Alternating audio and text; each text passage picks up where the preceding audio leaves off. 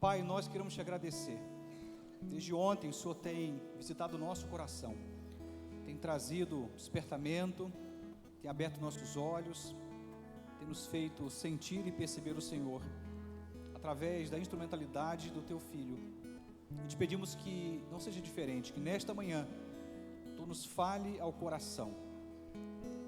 A palavra, a mensagem é Tua, os lábios que vão pronunciá-las é do pastor Fabrício, mas a palavra é do Senhor, e nós pedimos que o Senhor possa derramar sobre ele autoridade, unção, graça, poder, que o Senhor possa se revelar a ele, a fim de que o nosso coração seja alcançado pelo Senhor.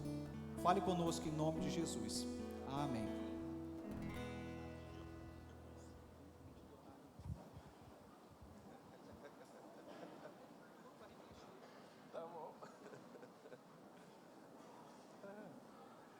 Meus irmãos, que alegria nessa manhã nós estarmos juntos mais uma vez, poder participar desse tempo.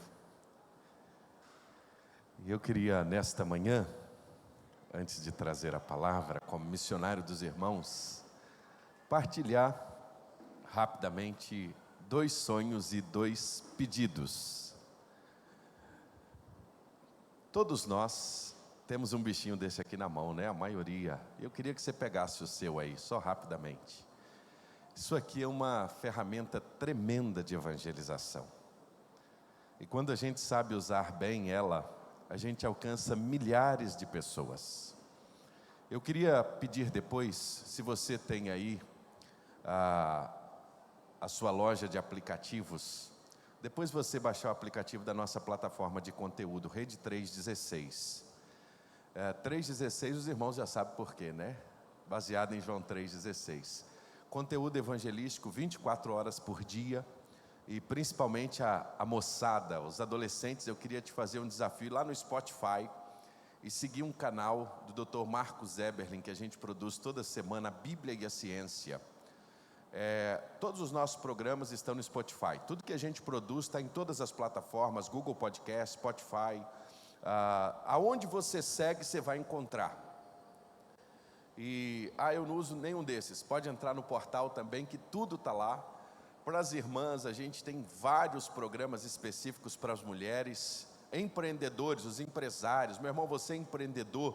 Nós temos o Elo, tem um material lá extraordinário sendo produzido semanalmente para empresários, empreendedores cristãos. Então tem conteúdo para todas as idades, para todos os gostos, do crente nordestino, que é uma experiência muito legal da Bíblia na linguagem nordestina, por exemplo, os textos mais difíceis da Bíblia. Dr. Pedro Moura é um hebraísta, é um pastor batista, é um homem muito querido, e ele toda semana ele produz um podcast que ele explica aqueles textos mais complexos das Escrituras. Então eu queria desafiar você a baixar esse aplicativo, porque lá vai te dar acesso a tudo isso, e você vai poder estar conosco sendo abençoado. É muito simples, Rede 316. O outro, a partir de hoje, nas redes sociais, nós estamos fazendo uma grande mobilização, chamada Tetelestai. Em algum momento isso deve pipocar aí para você, no impulsionamento, aparecer para você. O que é o Tetelestai? São 26 vídeos evangelísticos que nós produzimos, que é essa ideia que a nossa geração tem de maratonar numa série. Então nós produzimos uma série de 26 capítulos sobre a expressão Tetelestai, a metanarrativa da redenção. É um caminho juntos com Luz em Ação, Cruzada Samitipt e Missões Nacionais. Então, durante esse mês, todos os dias vai sair um vídeo novo, logo pela manhã. E eu queria te fazer só um pedido. Manda isso para o máximo de pessoas que você conheça. É só esse o pedido. Compartilhamento. Porque hoje pela manhã, logo que a gente lançou o primeiro vídeo, em pouco tempo já tinha quase 3.000 visualizações do primeiro capítulo da história. O nosso objetivo é chegar a pelo menos 10.000 pessoas alcançadas todos os dias, no mínimo. Então é uma coisa muito simples. Quantas vezes a gente clica ali no enviar e no compartilhar tanta coisa? Eu queria desafiar você a fazer isso. Tetelestai. E esse movimento vai encerrar dia 29, que a gente chama de Sexta-feira Santa, né? Naquela sexta-feira, feriado, com uma grande cruzada evangelística online que o pastor Sam Tippett vai estar pregando. E em nome de Jesus nós temos orado por pelo menos 500 decisões naquela noite. E aí eu queria pedir você que pudesse nos ajudar a engrossar esse time, porque a gente ainda não criou esse hábito de usar as nossas redes sociais para evangelização. E assim como nos dias de Jesus, a rota romana foi um instrumento muito forte, a Pax Romana, para que tivesse apenas uma só língua, as estradas, tudo que estava acontecendo para o Evangelho chegar aos confins naquele momento, ao maior número de pessoas, a gente acredita piamente que todo o processo que a comunicação está caminhando é o caminho para que a gente alcance até a última pessoa. Pastor, nós estamos transmitindo esse culto agora pela manhã? Graças a Deus, aí eu posso falar um punhado de coisa que transmitindo eu não podia falar. Só para que os irmãos saibam, nós temos uma plataforma que nós construímos de discipulado, ela está em 9 línguas. Hoje, os nossos melhores grupos estão dentro do Afeganistão.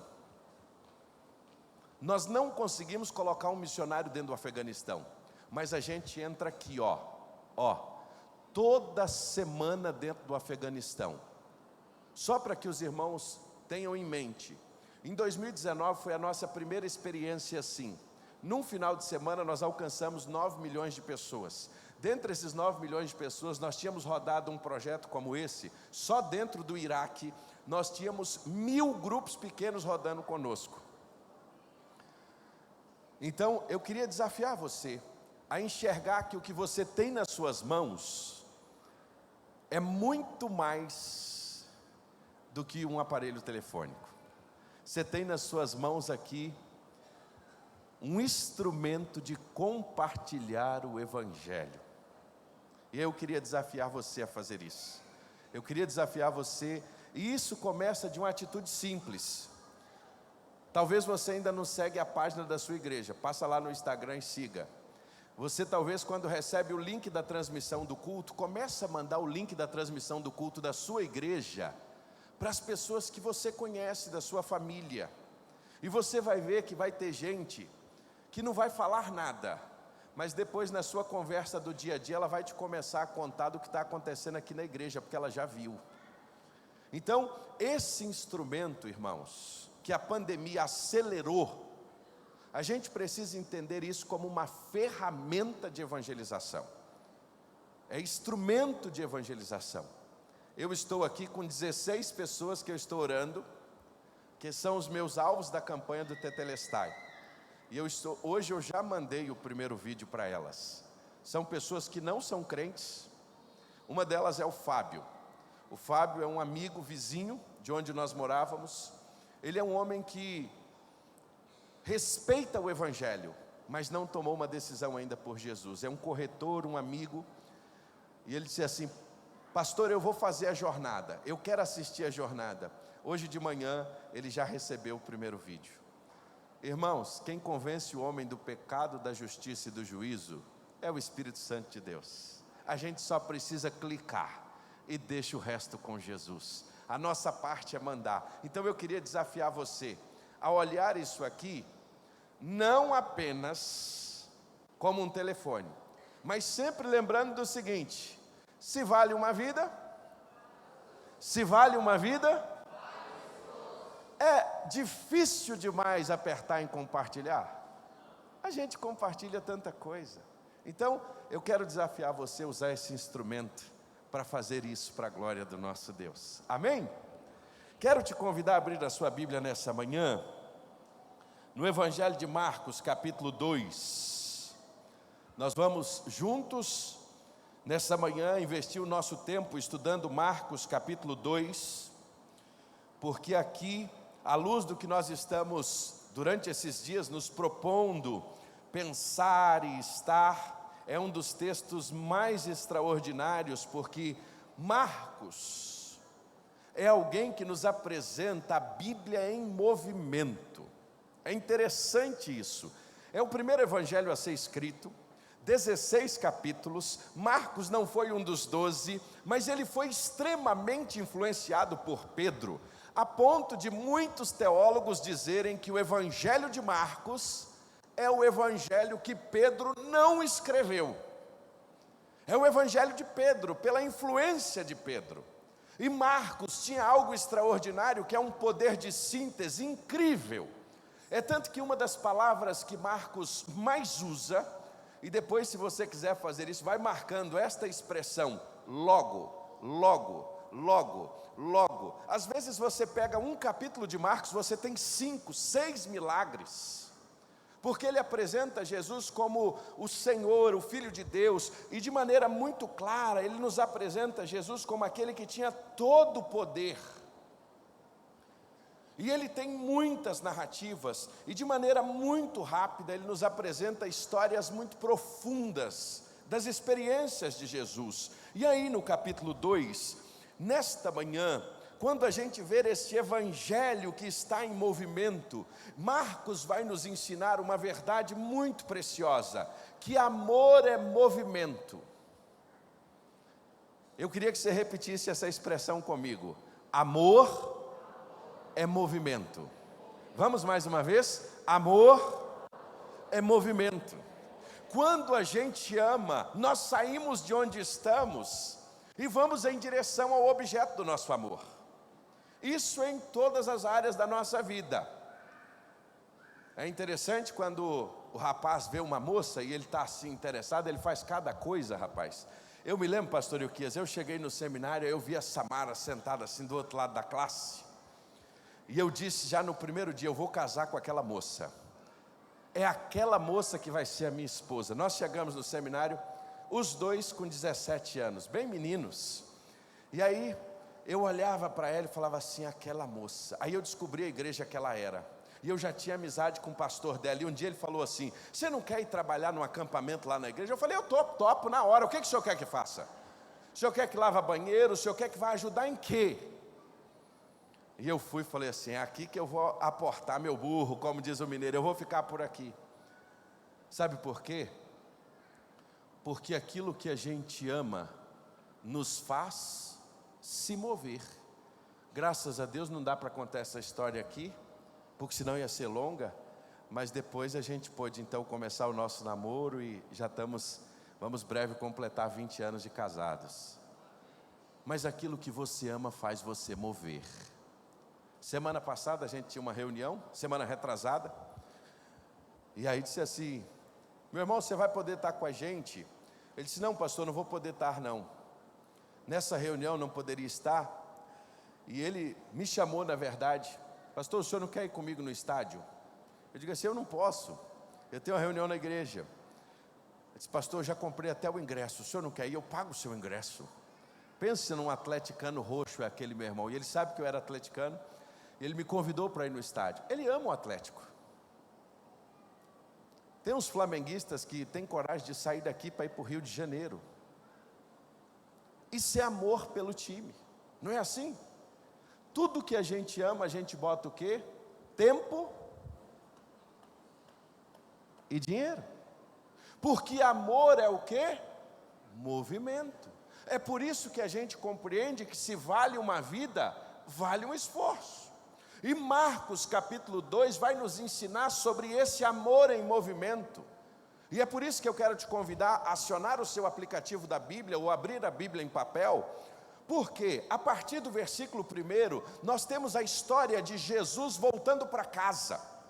Marcos nos conta que dias depois, muitos milagres tinham acontecido, Jesus já tinha chamado os discípulos, Jesus já tinha convocado, e a gente vê isso aqui no capítulo 1, e o capítulo 1 termina com a cura do leproso, e o capítulo 2 começa nos contando que Jesus volta para casa, e Jesus retorna. O texto, acho que se puder ficar aqui, não sei se é possível, nos ajudaria muito. Poucos dias depois, tendo Jesus entrado novamente em Cafarnaum, muito se ouviu-se falar que ele estava em casa.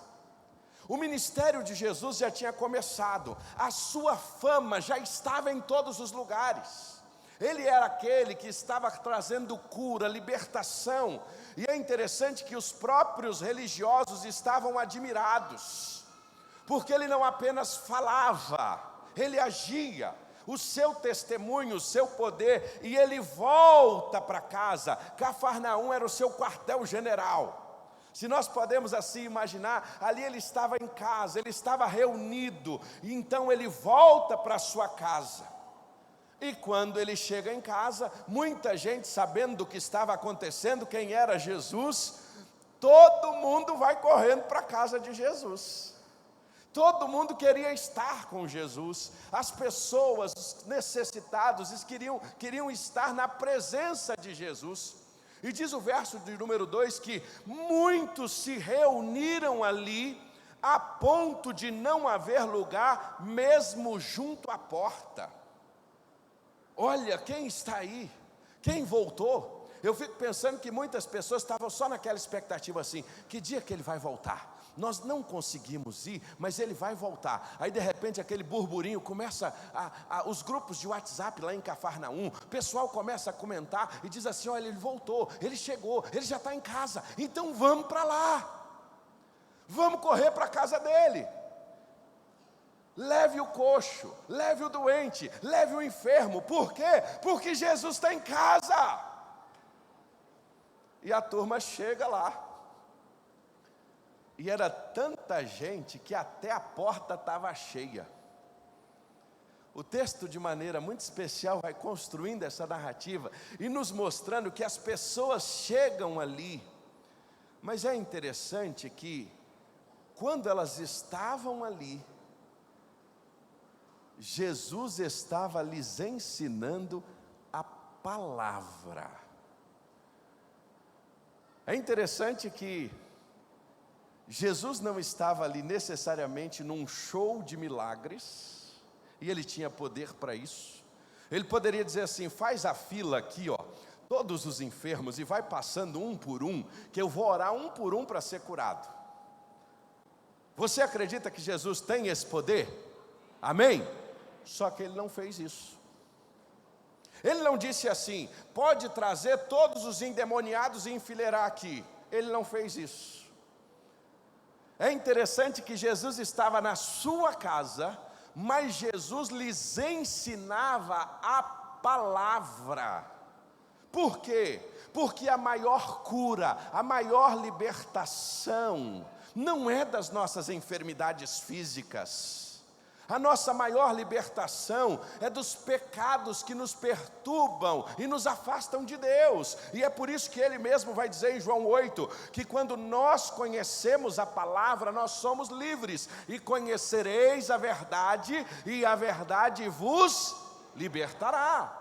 Por quê? Porque quando nós conhecemos a verdade, as mentiras de Satanás que estão na nossa mente, no nosso coração, são trocadas pelas verdades de Deus. Que coisa extraordinária! Libertação não é um ato, libertação não é botar a mão na cabeça e dizer: sai! Não! Libertação é quando nós trocamos as mentiras de Satanás pelas verdades reveladas na palavra de Deus. Jesus está ensinando a sua palavra. A palavra e a Bíblia Sagrada não é o que contém a palavra de Deus, não. Ela é a palavra de Deus, inerrante, inequívoca. E Ele está ensinando a sua palavra. E aí, meus irmãos, no meio de todo esse acontecimento, e eu fico imaginando ali naquela casa, o pequeno grupo naquele dia estava cheio, o pequeno grupo estava lotado. Deus tem nos dado a graça de viver isso há vários anos. Nossos filhos, nossa filha completa 18 anos agora, ela não sabe o que é uma igreja sem grupos pequenos. A vida inteira, desde o ventre da mãe, ela já aprendeu a estar numa mesa ao redor de cadeiras, ouvindo a palavra. O João a mesma coisa. E eu fico imaginando que o pequeno grupo de Jesus, naquele dia, não estava um pequeno grupo. Ele não estava um PGM, ele estava um GGM, um grande grupo multiplicador. Tinha muita gente ali.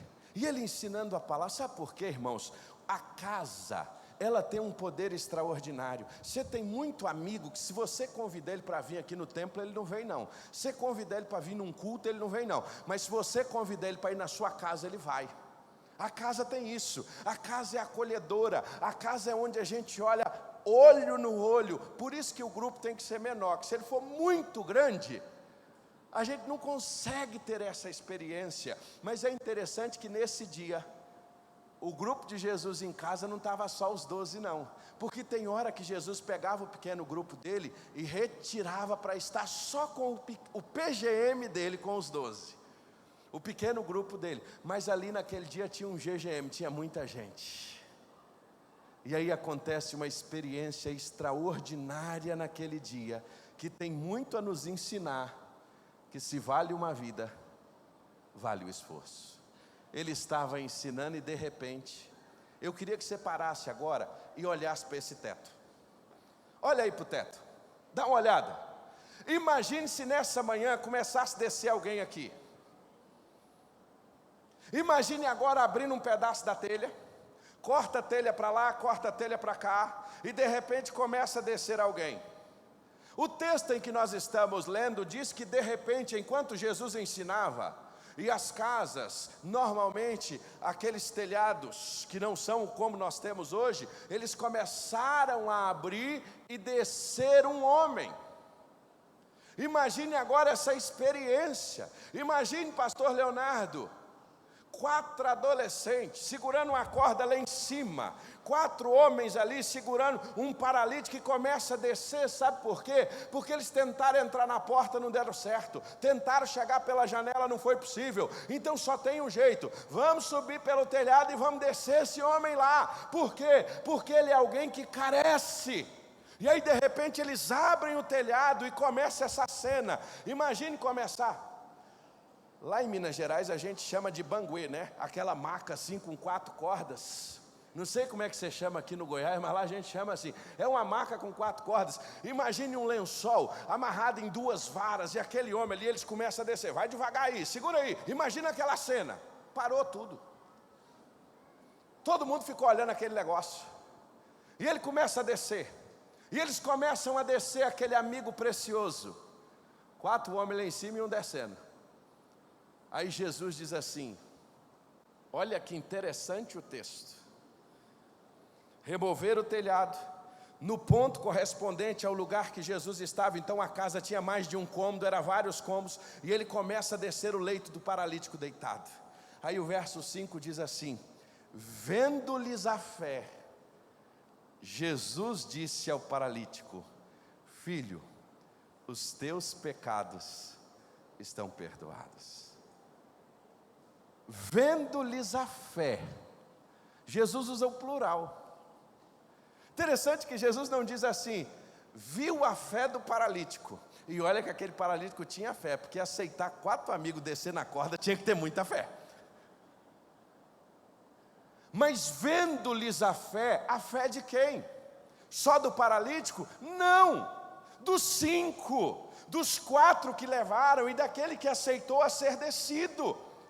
E a gente olha essa experiência e Jesus diz assim, vendo-lhes a fé, disse, os teus pecados estão perdoados, porque o teu maior problema não é a tua paralisia motora, o teu maior problema é você estar longe de Deus. E ele é curado do seu maior mal. E aí os religiosos ficaram perturbados, começaram aquele burburinho, quem és tu para perdoar pecado? Quem é você para perdoar pecado?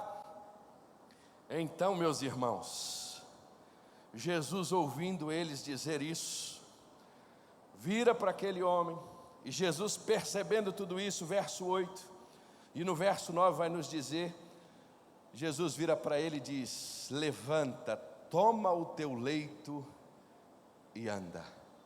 Para que vocês saibam que o Filho do Homem tem poder, tem toda a autoridade na terra para perdoar os pecados. Pegue o teu leito e vá. E diz o versículo 12, terminando essa perícope, diz que ele se levantou naquele instante, retirou-se à vista de todos, e todos ficaram admirados, dando glórias a Deus. Você pode dar um glória a Deus aí? Glória a Deus! Ele foi curado. Mas a maior cura dele não foi pegar e sair andando, porque ele poderia sair andando e continuar com o nome fora do livro da vida. A maior cura que ele teve foi a experiência de ter o seu coração curado e os seus pecados perdoados. Sabe por quê, irmãos? Se nós não tomarmos cuidado, é facilmente a gente se perder. Os discípulos, quando foram enviados e voltaram, Senhor, os demônios, eles nos respeitam, nós estamos expulsando no teu nome, milagres estão acontecendo, e Jesus diz para eles o quê? Deixa eu dizer uma coisa para vocês. Mais importante não é nada disso. Mais importante é que o nome de vocês está escrito aonde? No livro da vida. Jesus então mostra àquele homem que o mais importante tinha acontecido. Mas olhando essa expressão, vendo-lhes a fé, eu queria nessa manhã com você tirar 3 lições desse texto. Porque se vale uma vida, vale um esforço. Sabe qual é a primeira lição que eu aprendo com essa história? E ela mexe muito comigo, e ela talvez é um desafio para nós.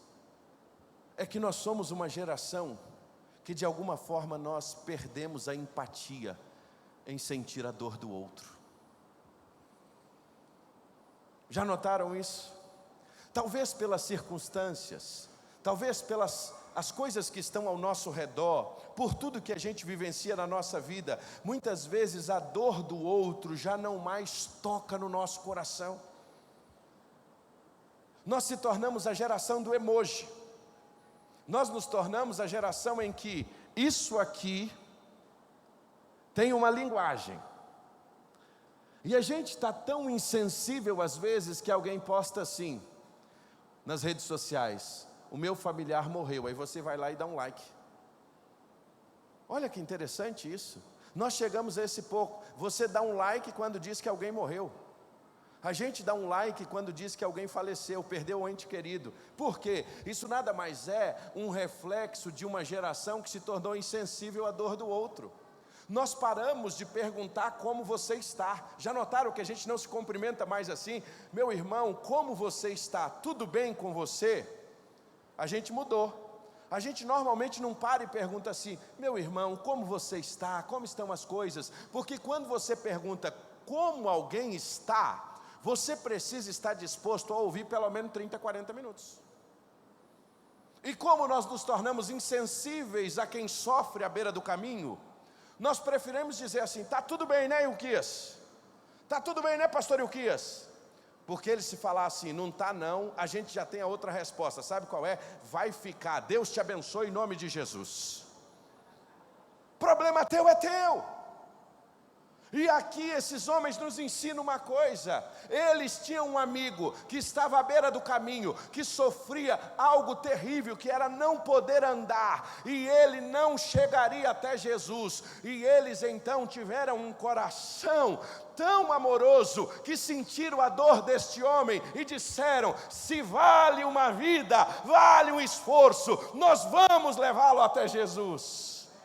E aí eu preciso lhe dizer uma coisa: nós vivemos numa sociedade que está repleta de pessoas paralisadas, assim como esse homem.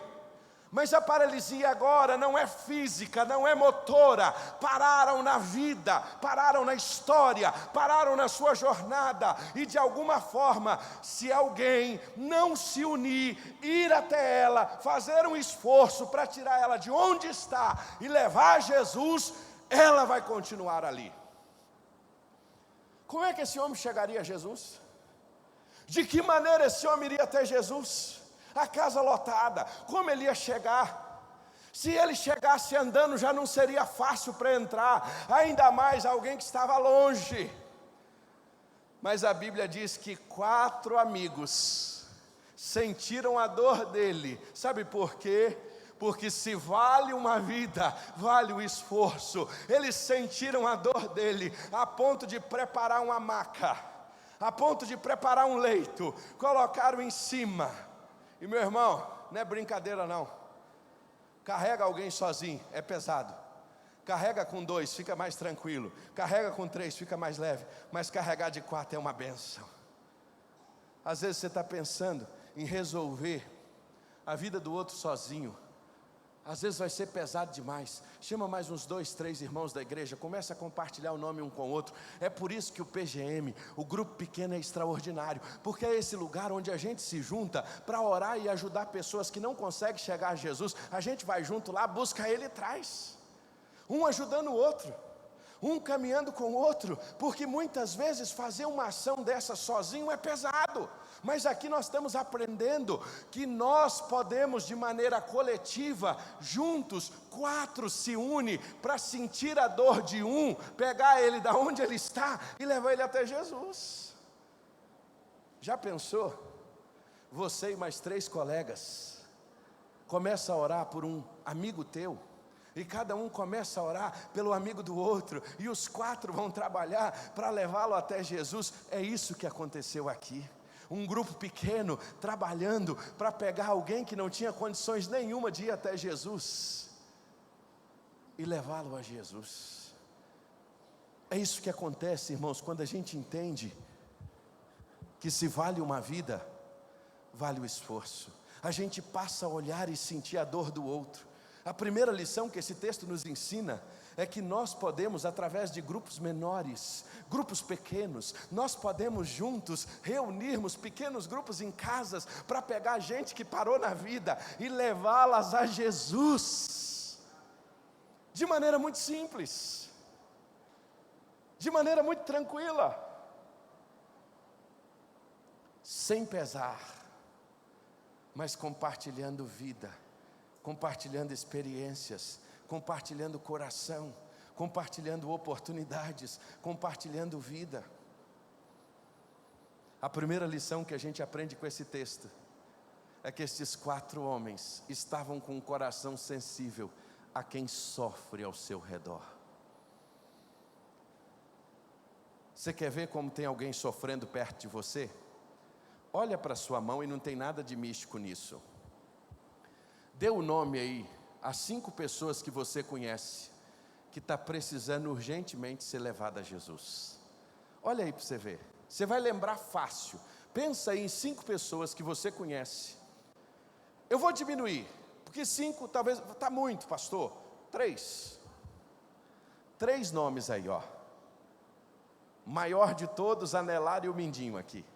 Pega aí o nome de 3 pessoas que você conhece hoje, que está carentes de Jesus e que não tem força de sair aonde está para ir até Jesus. Vai ser necessário alguém ir até ela para ajudá-la a chegar a Jesus. Esse vai ser o nosso desafio, porque se vale uma vida, vale o esforço. Eu estava contando ontem para o pastor Ilquias e para os pastores. Eu lidero um grupo pequeno, que já não é mais um grupo pequeno. É uma frente missionária que Deus colocou no nosso coração. E essa frente missionária, ela tem uma peculiaridade. Samara é descendente de nordestino. Ela é filha de cearenses. E a família dela, no final da década de 80, veio praticamente todo mundo para o Distrito Federal. E eles chegaram num bairro que estava começando em Valparaíso, ali na divisa, chamado Céu Azul, e foi todo mundo comprando as casas um perto do outro assim, ó. Aí tem uma colônia de cearenses lá, é muita gente. E a mãe da Samara foi uma das primeiras crentes da família. Só que, por exemplo, a avó dela, mesmo tendo o vô dela lá atrás, crente em Cristo Jesus, ela nunca se converteu. Era um coração bem fechado para o Evangelho. E aí Deus nos permitiu, através do irmão dela que ainda não tinha tomado uma decisão, foi o primeiro fruto da nossa igreja.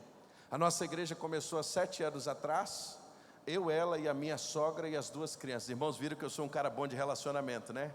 Eu, ela e a sogra. Minha sogra é uma bênção. E nós começamos um primeiro grupo na casa.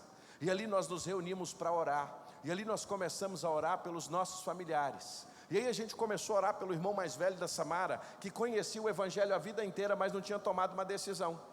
E aí ele começou a ser amado ainda mais, e nós começamos intencionalmente a orar por ele, ir atrás dele, convidá-lo, e ele começou a participar conosco em casa. Por quê? Não era a igreja, na cabeça dele ele não estava indo para um templo, na cabeça dele ele não estava indo para uma igreja, não sabia ele que ele já estava imerso dentro de uma igreja, só que essa igreja não é o local que se reúne, a igreja é o povo de Deus reunido com um propósito santo. Então nas casas a igreja estava reunida. E aí ele começou a vir, pastor Ilquias, porque na história da família da Samara, e ela já testemunhou isso várias vezes, o pai dela é alcoólatra, ele se converteu na noite em que faleceu, mas a mãe dela, arduamente, lutou pelo evangelho, e era uma luta muito grande. Ela ia para a igreja, levava a Samara, e o irmão do meio, e o irmão mais velho ficava com o pai. Então a vida inteira, ele é aquele que sabia do evangelho, mas não podia ir, porque ele permanecia com o pai, enquanto a mãe e os irmãos iam para a igreja. A coisa era tão séria, que Samara não tem foto de batismo, porque o pai não podia descobrir que ela tinha sido batizada. Graças a Deus, meu sogro se converteu na noite em que ele faleceu. Glória a Deus. Mas o irmão dela ainda não tinha tomado uma decisão. E aí ele andava 36 quilômetros toda quinta-feira para vir no nosso pequeno grupo, na casa da mãe dele. Era a casa da mãe dele, ele vinha na casa da mãe. E ali ele começou a ouvir o evangelho, ele e a esposa. E Deus foi trabalhando no coração dos dois. Daqui a pouco os dois tomam a decisão, as 2 filhas tomam a decisão, a família inteira se converte. E aí aquele pequeno grupo começou a ficar um GGM. Aí nós falamos o quê? Vamos multiplicar esse pequeno grupo. Ao contrário, Mário, de você vir, nós vamos lá para a sua casa agora. Toda segunda-feira. A turma lá, a maioria trabalha em restaurante, trabalha em comércio. Segunda-feira o povo está de folga. Então segunda-feira nós estamos lá. E aí nós começamos. Toda segunda-feira. Tem 5 anos que nós nos reunimos para estudar a Bíblia. Gente, ganhar familiar para Cristo é fácil? É um desafio, não é? Mas Deus tem nos dado a alegria de ver. Chegamos ali, e aí a avó da Samara começou a frequentar. E ela é a matriarca, até porque ela é a madrinha da maioria deles. Então a gente começou a orar pela madrinha, madrinha Didi, a madrinha Didi, a madrinha Didi. Porque a gente sabia que se a avó Didi se convertesse, pela influência dela sobre a vida dos outros, ia ser algo extraordinário. E Deus começou a falar o coração dela. Deus começou a ministrar. Semana a semana a gente estudava a Bíblia, partilhava uns com os outros, até que um dia no pequeno grupo, ela disse: eu quero seguir a Jesus como Senhor e Salvador da minha vida. Batizamos a avó da Samara com 83 anos de idade. Ela é lá do Crato. Você pode imaginar o que é isso? O Crato é a região mais católica do Ceará. Aí sabe o que ela começou a fazer, pastor Ilquias? Chamar os sobrinhos. E agora o pequeno grupo se reúne, sabe aonde? Na casa dela. A filha já se converteu. O filho voltou-se para Jesus, a nora se reconciliou, os sobrinhos estão vindo, e a cada semana ali, nós temos gente nova ouvindo o evangelho. Só que alguém pergunta, é 36 quilômetros, segunda-feira.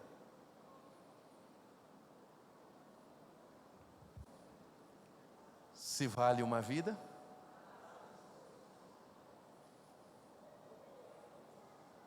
Deus está nos chamando para entender essa verdade.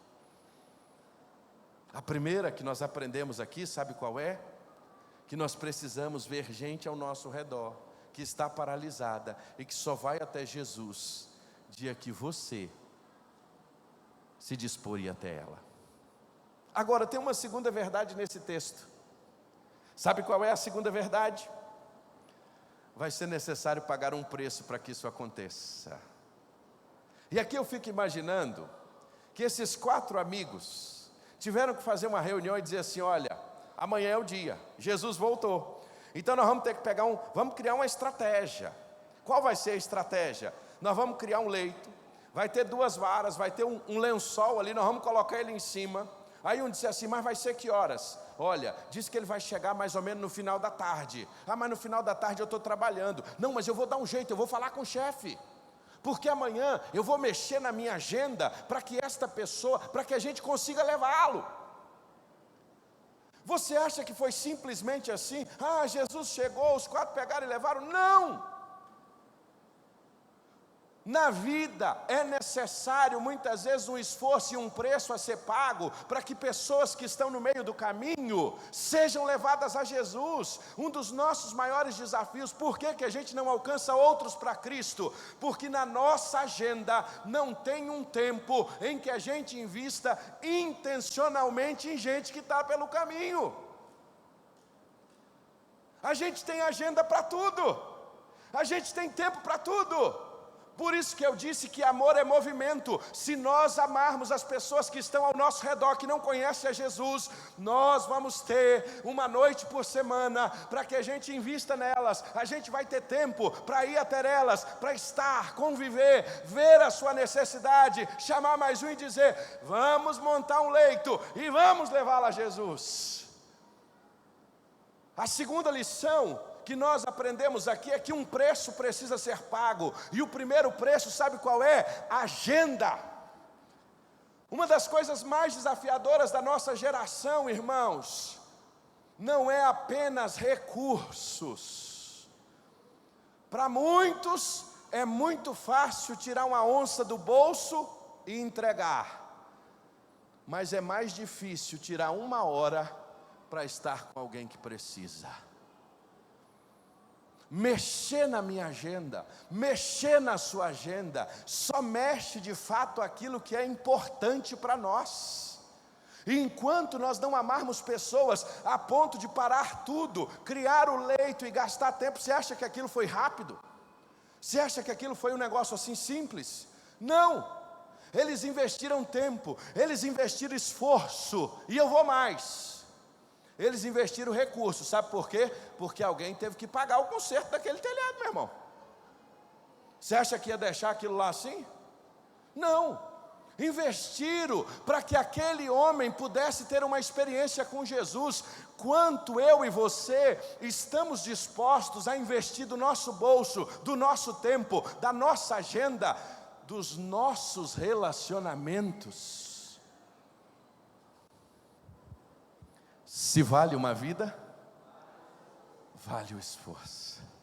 Este texto está nos ensinando que é necessário um esforço, porque aquela condição daquela pessoa é tão difícil, que ela não vai sair de onde ela está para chegar.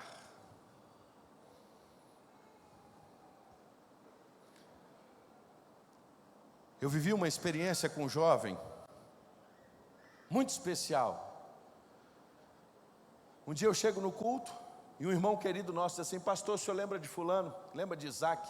Isaac está preso. E o pai dele não sabe o que fazer, porque não consegue entrar. Eu sei que o senhor vai no presídio toda semana, o senhor não poderia cuidar do Isaac, ver o que o senhor pode fazer? Eu disse: eu topo. Na semana seguinte, quinta-feira, eu estava no presídio, falei com o diretor. Já há bom tempo, eu toda semana estava ali, e ele já me permitia falar com algum preso de maneira segura e atendê-los de maneira muito pessoal. E eu pedi para atender o Isaac. O Isaac tinha sido preso, acusado de tráfico. O Isaac era usuário, mas ele não traficava, mas ele tinha sido acusado de tráfico. E ali nós começamos uma jornada com o Isaac. E nós começamos a caminhar com Isaac. Que desafio era! A vida do Isaac naquela cela, A vida do Isaac tinha parado. E ali Deus permitiu que tudo aquilo acontecesse para que o Isaac pudesse entender o amor de Deus. E foram meses caminhando com o Isaac, até o dia em que o Isaac tomou a decisão por Cristo Jesus. O Isaac foi livre, chegou-se à conclusão que de fato tudo aquilo, aquela jornada processual longa, ele recebeu a liberdade, mas por muitas vezes, naquele lugar, era necessário estar ali. E quando o Isaac saiu, toda semana a gente ia para a casa do Isaac, andava com o Isaac, caminhava com o Isaac, para que o Isaac pudesse firmar e seguir a Jesus. Deus me permitiu fazer o casamento do Isaac. Deus me permitiu ver Isaac ser pai. Deus me permitiu ver Isaac agora ser um novo homem, transformado pelo poder que há no Evangelho de Jesus. Mas ele estava lá na prisão. Para muitos o Isaac era daqueles que dizia assim, deixa para lá. Mas se vale uma vida, vale o esforço. Agora a gente precisa investir tempo, a gente precisa investir agenda, a gente precisa investir recursos. Às vezes nós queremos alcançar alguém, da primeira vez você já diz assim para ele, se tu não aceitar Jesus, tu vai para o inferno. Esse é um método meio kamikaze de evangelização. E eu sei que há circunstâncias em que a gente vai precisar falar estas palavras, mas a gente não precisa dizê-las dessa forma. Um dos nossos maiores desafios no processo de evangelização, conversão é um ato, mas discipulado, evangelização é um caminho. Uma das maiores verdades que eu aprendi sobre isso foi com David Earley. Ele disse o seguinte: primeiro você ganha a pessoa para você, e depois você ganha ela para Jesus. O nosso grande desafio é que às vezes nós não queremos ganhar a pessoa para nós primeiro, porque isso vai custar o nosso tempo, a nossa agenda. Mas o que mais isso vai custar, sabe o que é? O nosso testemunho. Porque nós nos tornamos a geração que contamos com um discurso que não é nem bíblico, em muitos momentos. E a gente acha Paulo até arrogante, quando Paulo diz assim, sede meus, como eu sou. Hoje a gente prefere dizer o seguinte, não olha para mim não, olha para Jesus. Já viram a gente usando essa expressão? Por que a gente não diz assim, não olha para mim não, olha para Jesus? Porque nós não queremos encarar o preço da responsabilidade de sermos parecidos com Jesus, a ponto de dizer, olha, eu tenho muitas limitações, mas eu tenho tentado ser parecido para Jesus. Anda comigo que você vai conhecer a Jesus. Aliás, quando a gente é parecido com Jesus, a gente nem precisa dizer, as pessoas querem estar com a gente. Mas a gente prefere dizer o quê? Olha para Ele. Não, de fato, nós vamos olhar para Ele. Mas tem pessoas que a única Bíblia que ela vai ler é a minha e a sua vida.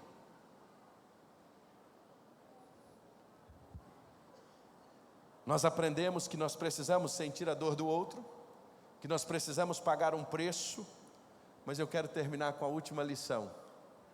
Quando nós sentimos a dor do outro, quando nós pagamos um preço, a gente vivencia o milagre. Oh, aleluia! Esses 4 homens vivenciaram uma experiência extraordinária de vida. Sabe qual foi essa experiência? Poder ver o amigo paralítico sendo curado, não apenas da sua limitação física, mas sendo curado e tendo a sua vida transformada. Quando eu e você nos dispomos a investir a nossa vida em alguém, quando nós nos dispomos a amar alguém, vai ter luta, vai ter adversidade, porque o inimigo não quer que a gente faça isso, mas eu preciso lhe dizer uma coisa, mais cedo ou mais tarde, você vai viver a experiência do milagre, e Que experiência é essa? É ver esse seu amigo, é ver esse seu parente, é ver essa pessoa que você ama, recebendo a Jesus Cristo como Senhor e Salvador da sua vida. O problema é que a gente desiste. O problema é que no meio do caminho a gente começa a orar e a gente não ora mais. O problema é que no meio do caminho a gente começa a investir em alguém e a gente para. No meio do caminho, quando eles começaram a levar esse homem, eles poderiam ter parado.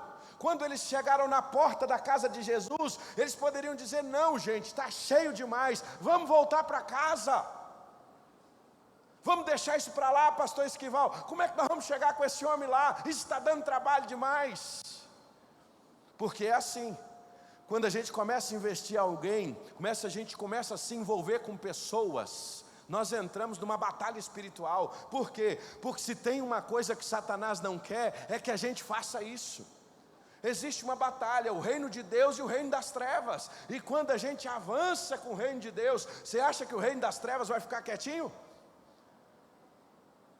Não, mas a palavra de Deus nos diz que maior é o que está em nós do que o que está no mundo. E nós temos uma ordem: ide por todo o mundo, pregai o evangelho a toda criatura, batizando-os em nome do Pai, do Filho e do Espírito Santo. E o que ele diz? Eis que estou convosco todos os dias, até a consumação dos séculos. Nessa manhã eu quero fazer um convite a você. O Senhor está nos chamando para mais do que nunca nos envolvermos ainda mais com esta verdade. Assim como aqueles 4 homens que sentiram a dor do outro, que investiram tempo, esforço e recurso, mas vivenciaram um milagre, porque se vale uma vida, vale o esforço. Eu quero te convidar a ficar de pé. E eu queria que você pudesse nessa manhã voltar para a sua mão e lembrar daqueles nomes que você começou a olhar. Lembra que eu pedi para você? Quais os nomes que você mencionou? Você lembra quais eram? Eu estou orando pelo Fábio. Eu estou orando pelas minhas irmãs que ainda não conhecem a Jesus. Eu estou orando por Elivelton, que é um camarada que eu tenho investido bastante.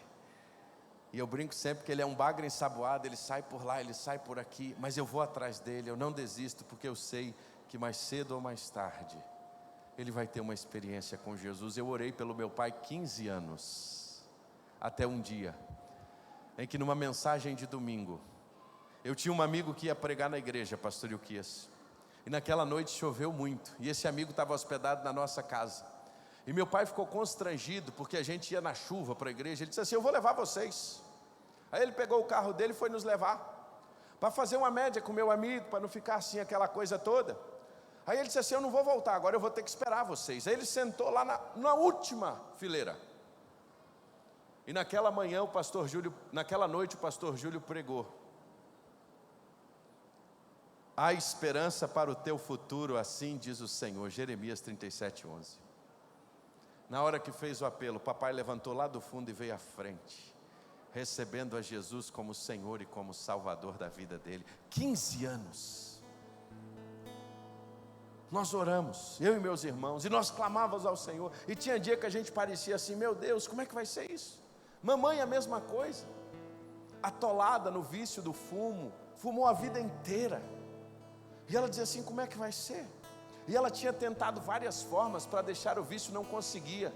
Até que um dia ela conheceu a Jesus, e Jesus a libertou de todo o vício. Assim foi com o pai da Samara. Nós oramos muito por ele. E ele amava repente, nordestino. Eu aprendi tudo sobre repente, porque eu queria falar com ele daquilo que ele gostava. E eu comecei a ouvir repente, e eu começava a contar para ele história de repente, e ele ficava assim impressionado: como é que eu sabia daquelas coisas? E ainda mais que pegava muito para ele, como é que um pastor sabe dessas coisas? Mas ali Deus foi abrindo portas para testemunhar do Evangelho para ele. E a gente sentava e gastava tempo e conversava das coisas que ele gostava de conversar. Na luta dele da enfermidade, Deus me deu um privilégio que foi na noite em que ele foi internado naquele dia. Eu pude carregá-lo no meu colo para levá-lo para a internação. Mas naquela noite ele teve uma experiência com Jesus. E eu tenho certeza que ele está na glória com o Senhor. Tem gente que só vai chegar aqui quando alguém pegar ela pela mão. Vai dar trabalho, vai ser difícil, mas vai valer o esforço. E nós vamos vivenciar um milagre. Agora você não precisa fazer isso sozinho. Um pequeno grupo pode te ajudar a fazer isso. Um pequeno grupo de pessoas. Eram 4 ali. Imagine, durante a semana, centenas de casas que se abram. Para quê? Para anunciar o Evangelho e alcançar amigos. Esta semana, na nossa realidade,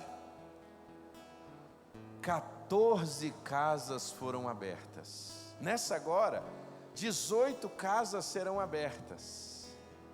E se Deus permitir, até o final do ano, 30 casas serão abertas. E nós estamos sonhando no ano que vem, em torno de 50 casas serem abertas. Aí você diz, é o número, pastor? Não. Nós não estamos, pode ser uma casa. Nós não estamos aficionados no número de casas abertas, 50, 60, não.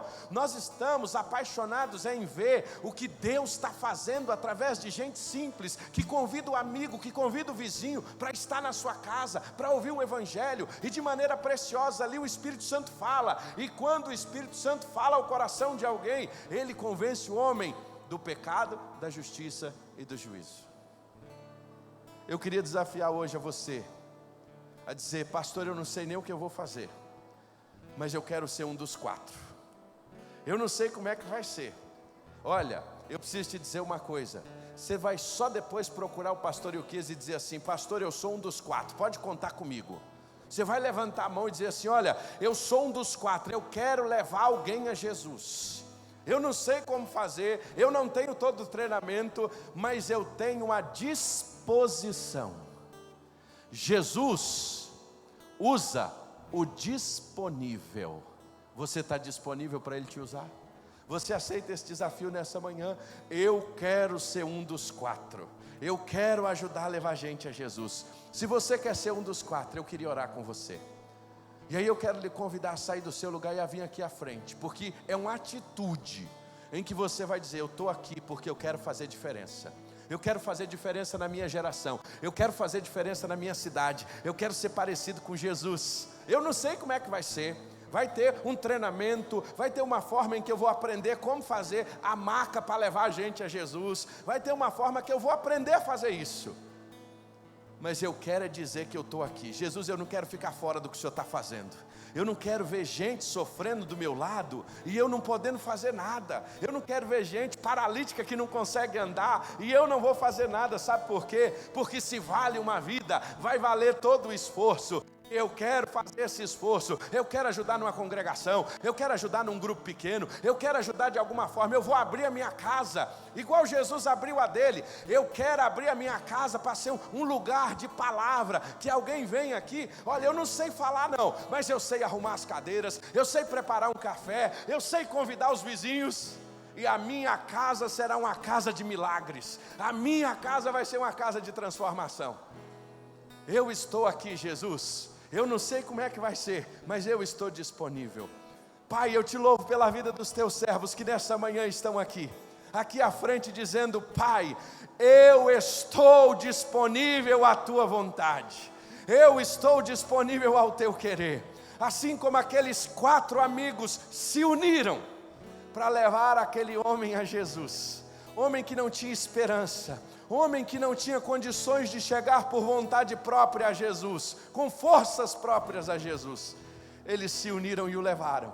e eles viram um milagre. Senhor, nós queremos ver milagres, nós queremos ver gente que não te conhece, gente que não tem experiências com o Senhor, mas nós queremos ser instrumentos para levá-las ao Senhor.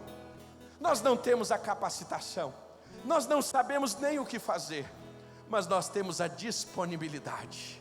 Senhor, nós estamos aqui levantando a nossa mão, estamos dizendo: eu estou disponível ao Senhor. Faz de mim o que o Senhor quer, faz da minha casa, do meu sofá o que o Senhor quer, faz da área da minha casa o que o Senhor quer, faz lá da minha varanda o que o Senhor quer. Que os meus vizinhos não crentes, que os meus amigos que não te conhecem, eu serei instrumento nas tuas mãos, para que ali eles conheçam ao Senhor. Gente que parou na vida, gente que está quebrada, gente que está arrebentada, que a primeiro momento não vai chegar aqui no templo, mas vai chegar na sala de uma casa, levada por alguns amigos, e ali vai experimentar o poder de Jesus. Senhor, obrigado por essa frase tão preciosa que fala ao nosso coração: se vale uma vida, vale um esforço. Nós queremos nos esforçar para que o teu nome seja glorificado, e estamos dizendo aqui nesta manhã como Isaías: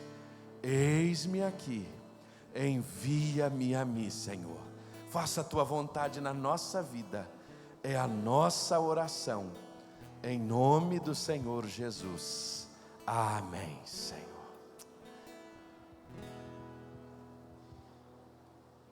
Só se assentem, mas ninguém vai embora.